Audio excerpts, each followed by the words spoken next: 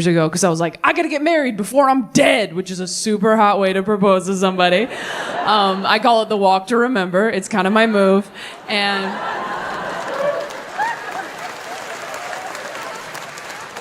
it did not work out with my ex-fiancé. I hate that I have to say that word now. It sounds like a spell, doesn't it? Just like, ex-fiancé! It's terrible. He and I are not friends, not because he's a bad person. He's actually a very good person. I don't know if you've ever dated someone right before they find out they're bipolar, but it is what is known as the Lord's work. I think I was a great partner if nothing went wrong. If nothing went wrong, I was like, awesome. But if one thing went wrong, total nightmare. Like, I was like those spikes you drive over when you're returning a rental car. Like, as long as you keep moving forward, everything's great. But if you back up even a little, I will slash all your tires. And then be like, what? I put up a sign. And you're like, I know I messed up a little, but like this reaction seems like other speed bumps don't react like that. And I'm like, then go be with her! We are not friends, my ex-fiancé and I, because I think it's weird when exes try to be friends with each other and they're like, we'll hang out, we'll get froyo. You're like, froyo? I know what you taste like. I'm not gonna sample yogurt with you, you psycho. Do they have Kevin after a run? Do they have that flavor at Yogurtland? They do. It's salted caramel. But still.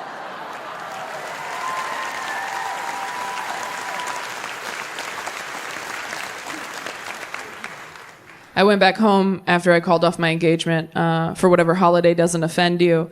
And a lot of my friends are settling down. Some of them are just settling, period, end of sentence. You guys know those couples? Everyone knows one couple like that, where like one person in the couple is way hotter and cooler than the other person in the couple. I like to call those couples chocolate-covered raisins. Because you're like, sure, you could put those two together if you want. But every time you see them, you're like, chocolate, what are you doing? You could have been with anybody. You could have been with caramel. You could have been with marshmallow. You could have been with peanut butter, who I heard cures depression.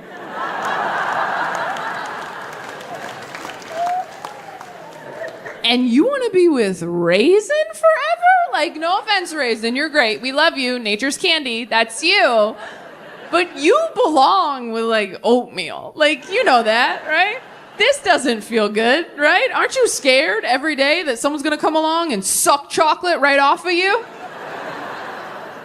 I love this joke because I like to feel couples in the audience looking at each other like, am I chocolate or raisin? We're both chocolate, right, babe? We're chocolate-covered chocolate. We're like those little Lindorf guys in the foil, you know? I'm the creamy part and you're the shell because you're so strong, and if you leave me, I'll be a mess.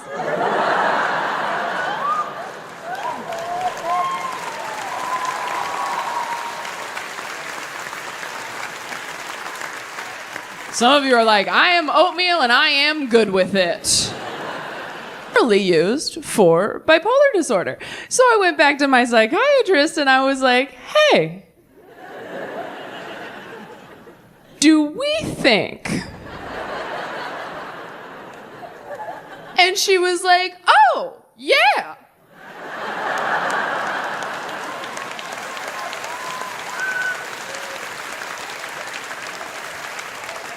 And I was like, is this how you fucking tell people?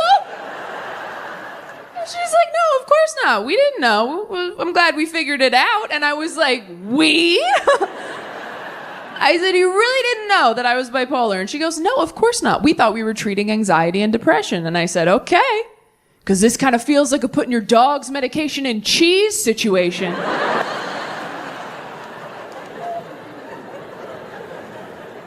And I was like, I don't know how I feel about this diagnosis. And she goes, well, if it makes you feel better, you don't have to say I am bipolar. You can say I have bipolar, which feels a lot like someone going, I said you were being a bitch.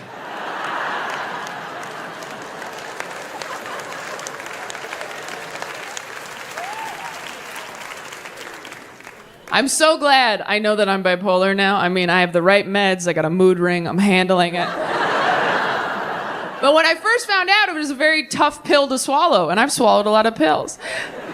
Because when you first find out something like that, you're like, oh man, am I going to tell anybody? Should I tell anybody? And if I do tell people, am I hot and or talented enough to be an inspiration?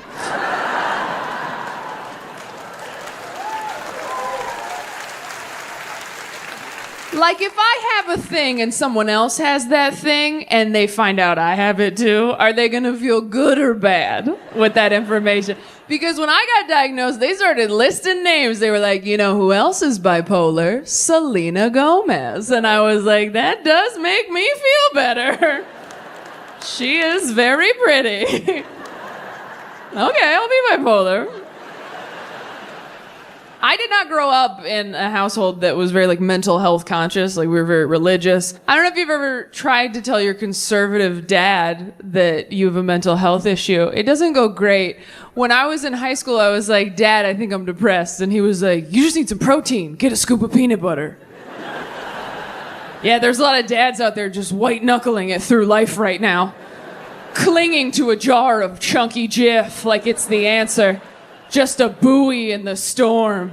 It'll pass. The only mental health advice my dad ever gave me is I was having panic attacks in high school and I didn't know what they were. And I was very stressed out. And I was like, I don't know what to do. I don't know what to do. And I feel like this. I don't know what to do. And he goes, all right. All I can tell you is that when you feel like this, get as far away from the people you care about as possible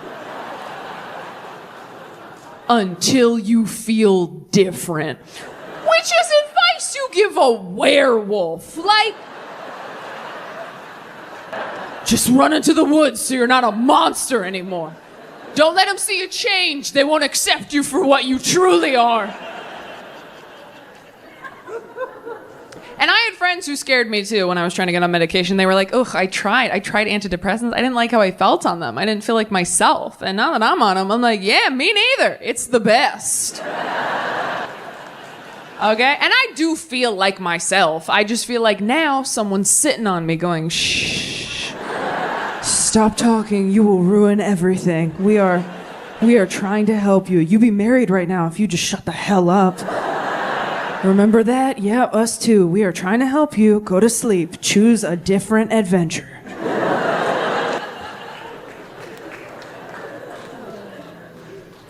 And they warn you about the side effects when you get on medication. They go, you know, your sex drive might go down. And I'll be honest, I have experienced that since I got on medication. But I can't tell if my sex drive is lower or if my self-esteem is just higher now. You know?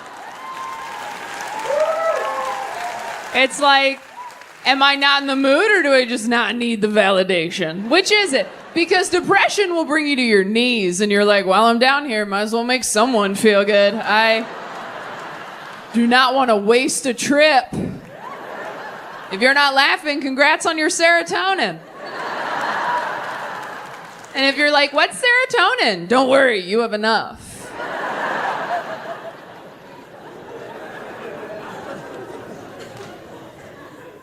I wasn't sure if I was going to talk about it on stage, and then I needed new material, and I was like, fire sale, everything goes.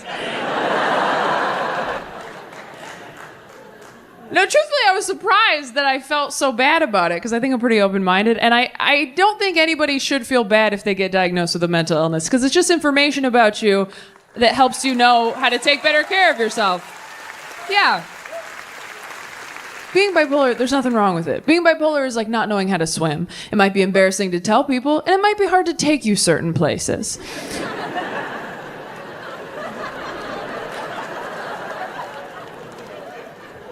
But they have arm floaties.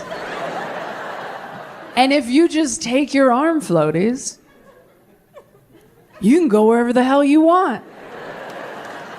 And I know some of you are like, but Taylor, what if people judge me for taking arm floaties? Well, those people don't care if you live or die. So maybe who cares? Maybe fuck those people a little. I don't know.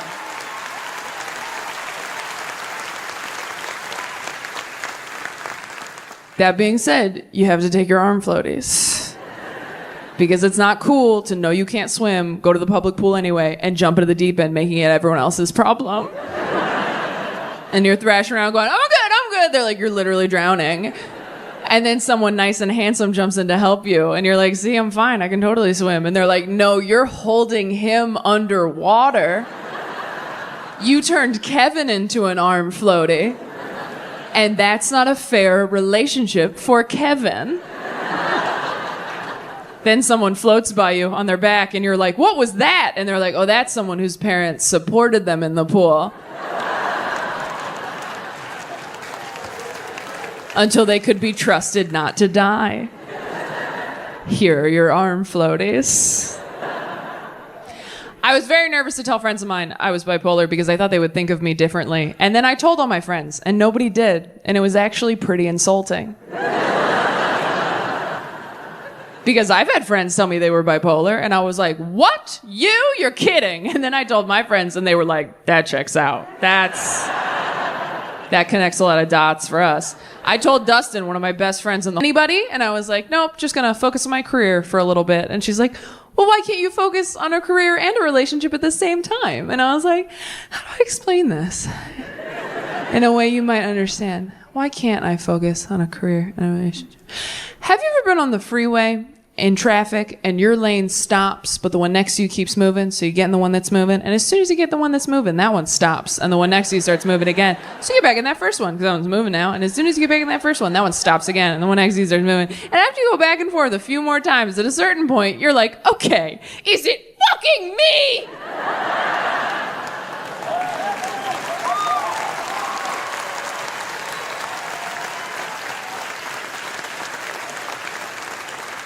And she's like, yeah, I don't know if I get it because, John and I, we usually just get in the carpool lane.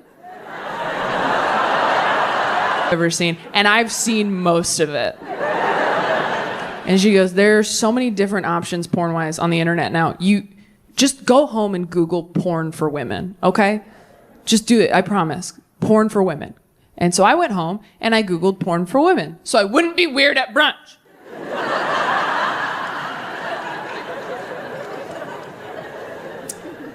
And a lot of surprising things came up when I Googled it. First thing that came up when I Googled porn for women was a link to Disney Plus, where all the Avengers movies are. Now, for me personally, they jump around too much. There's too many storylines. You're almost there with Loki, and now we're on Captain America. It's like, I have to start over. That's a different speed, a different pressure, and now there's a raccoon? No. The second thing that came up when I Googled porn for women was a website where real-life couples are uploading amateur sex tapes. Yeah, real-life couples are like, hey, we're so happy and in love. We thought that we would film ourselves making love and then put it online for you, a lonely person. Is it working? Are you wet? And you're like, not in the right place. No. But congratulations, what you have seems really special. But the last thing that came up when I Googled porn for women, I did not know existed. It's something called audio porn. It's exactly what it sounds like. There's no visual aspect. It's all audio. It's not really a porn star. It's more like a porn voice actor talking you through a sexy situation. It's like a podcast, except don't listen while you're driving.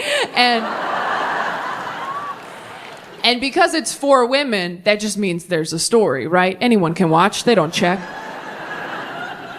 They don't just hop on the mic like, now it's out, bitch! Like, they ease you into it. And so the one I found is 20 minutes long. I will send it to you if you DM me. And the first 12 minutes, the story is just a man calming you down after you've been in a car wreck.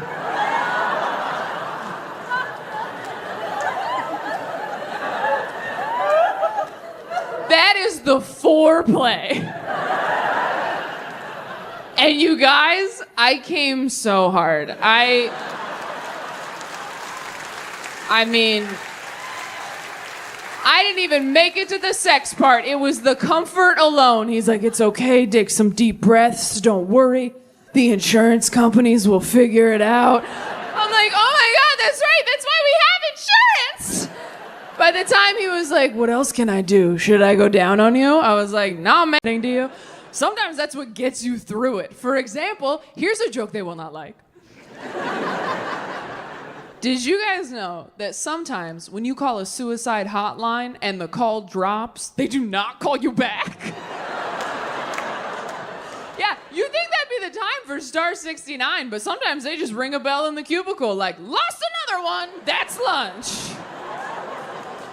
Some of you are tensing up like, did that really happen? Yeah, a few years ago, and it was fucking hilarious. I was on the floor of a DoubleTree hotel like, did this bitch just ghost me while I'm trying to ghost myself? That is, I mean, I've been left on red. I've never been left for dead. That's a new one.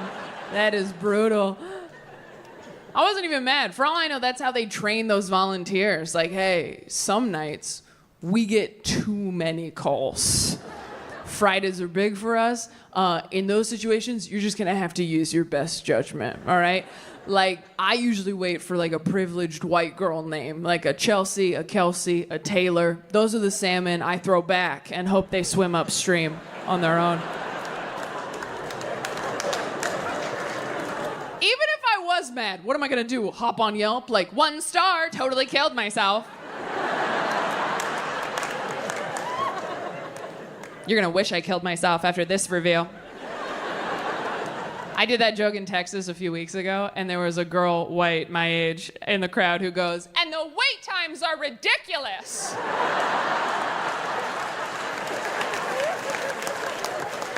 And she's right, okay? I think if you were a frequent caller, there should be some sort of rewards program.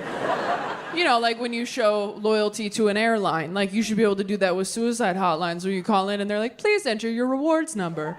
Boop, boop, boop, boop. Welcome back.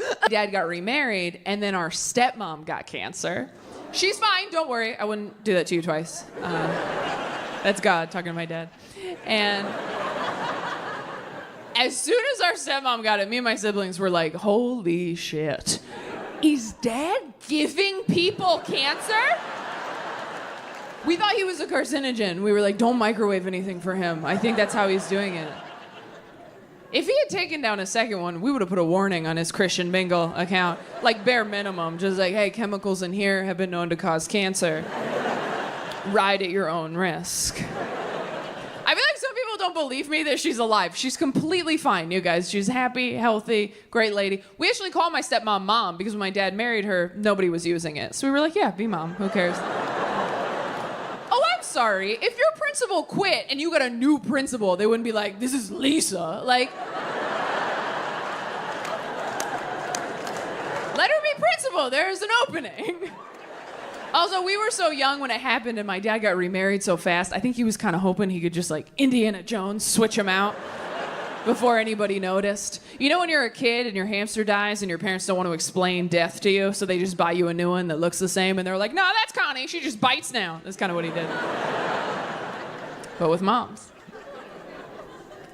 But I never used to talk about any of that. I never used to talk about my mom dying because I didn't want to make people uncomfortable. And also, like most of us with childhood trauma, should be pretty much everyone in here. If you're sitting here tonight going, I don't think I have any, I had great parents, I had a good childhood, and this comedy show, it's not that fun for me. Good.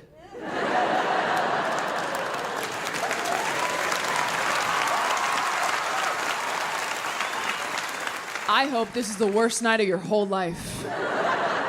Because it sounds like it's been smooth sailing. And you might need some perspective. But most of us did have some childhood trauma. And when you get to be an adult, you're like, whoo, made it. Never have to think about that again. Look at all my keys. The world's my oyster. And so you just start pushing all that dark stuff that happened to you as a kid down, down, down, until you don't even think about it anymore. And that works for a long time. Until one day, you stub your toe really hard on a curb and you just start weeping uncontrollably in the street. And you're like, okay, this is about something else.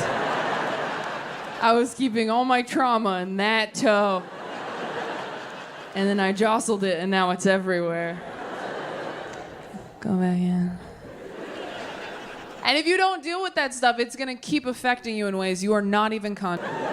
So like, this sucks, but am I about to get hot? Then I hit puberty and I was like, oh no, I guess God just hates me right now. That's a bummer. That's a joke. God doesn't hate anybody, all right? Not anymore. But have you read the Old Testament? Holy shit. The Old Testament is my favorite Taylor Swift album. It is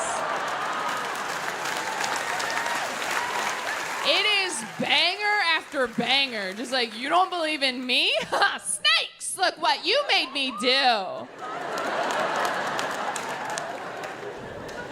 I'm a 20-something white woman. Obviously, I'm going to compare T Swift to the Lord, all right? She is the only God I still believe in, all right? I don't see God revamping his old shit, and let's be honest, he probably should, because the people who own it now suck.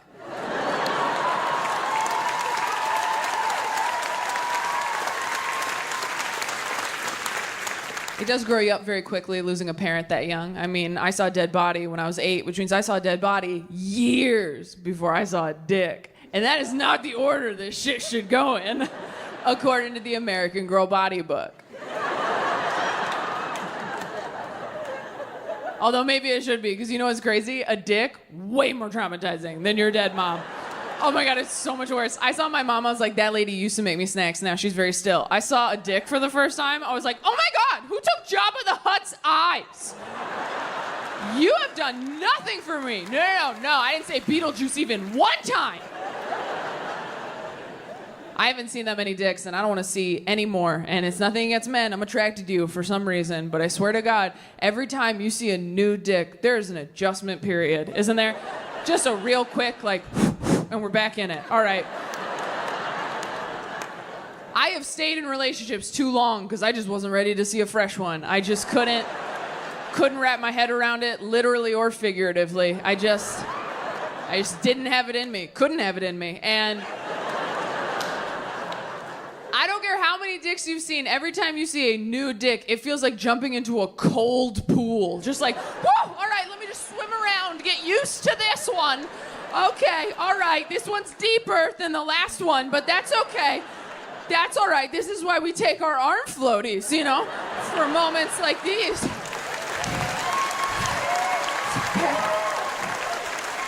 Just control your breathing. Hot girl summer, bitch. You can do it. I think of the genitalia options available, I think dicks seem friendlier, you know? They're up, they're happy to see you, they're wagging. I've never had sex. It's like a front tail, right? I'll Google it, it's fine. It's all speculation. I've never seen a vagina, not in my own, I'm a Christian. But from what I hear, it is very spooky down there. It's just a dark, spooky hole. Like, a hole? I'm sorry, what? Every time someone fingers me, I'm like, you are very trusting, sir. Because I don't even know where that goes. That might be where I keep the bipolar. That might be where it has been. Actually, if you see any, could you scrape it out? Could you? Just like a mental health pap smear? Can you just do? Don't do that. Like, you gotta hook your finger. Like when a baby's choking, are you familiar? If you do that, it'll push it in too far, it's too late. But if you hook your finger, you swipe it, that's how you get it out. I like doing that joke because it goes too far, but you do learn something that could save a life. You don't think about anything? And I was like, oh, no. I mean, I think some stuff, obviously. And she was like, what do you think about? And I was like, oh, you know, just like, almost there, making a good time. You know, just like road trip thoughts. Like, keep your hands steady, don't fall asleep. Can't wait to get there so I can eat. Better hurry up, Taco Bell's gonna close, you know.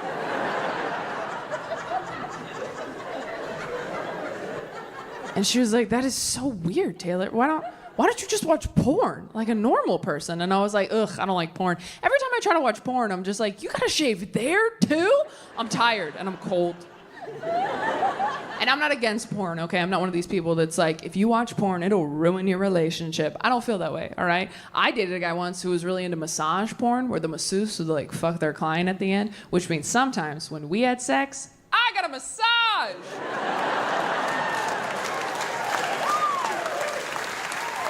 That's an example of porn working for you. But my friend was like horrified. She was like, Taylor, this like monk masturbation thing you do, it is so much creepier and weirder than any porn I've ever seen. And I've seen most of it. And she goes, there are so many different options porn-wise on the internet now. You just go home and Google porn for women, okay? Just do it, I promise. Porn for women. And so I went home and I Googled porn for women so I wouldn't be weird at brunch.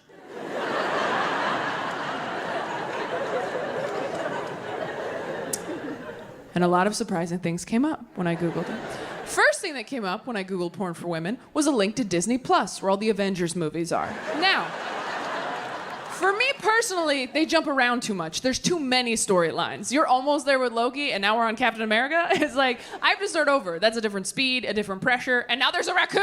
No. The second thing that came up when I Googled porn for women was a website where real-life couples are uploading amateur sex tapes. Yeah, real-life couples are like, hey, we're so happy and in love. We thought that we would film ourselves making love and then put it online for you, a lonely person. Is it working? Are you wet? And you're like, not in the right place. No. But congratulations, what you have seems really special. But the last thing that came up when I Googled porn for women, I did not know existed. It's something called audio porn. It's exactly what it sounds like. There's no visual aspect. It's all audio. It's not really a porn star. It's more like a porn voice actor talking you through a sexy situation. It's like a podcast, except don't listen while you're driving. And because it's for women, that just means there's a story, right? Anyone can watch. They don't check. They don't just hop on the mic like, now it's out, bitch! Like, they ease you into it. And so the one I found is 20 minutes long. I will send it to you if you DM me. And the first 12 minutes, the story is just a man calming you down after you've been in a car wreck.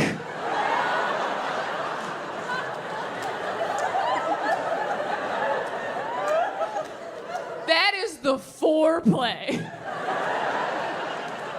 And you guys, I came so hard. I mean, I didn't even make it to the sex part. It was the comfort alone. He's like, it's okay, take some deep breaths, don't worry. The insurance companies will figure it out. I'm like, oh my God, that's right, that's why we have insurance. By the time he was like, what else can I do? Should I go down on you? I was like, nah, man.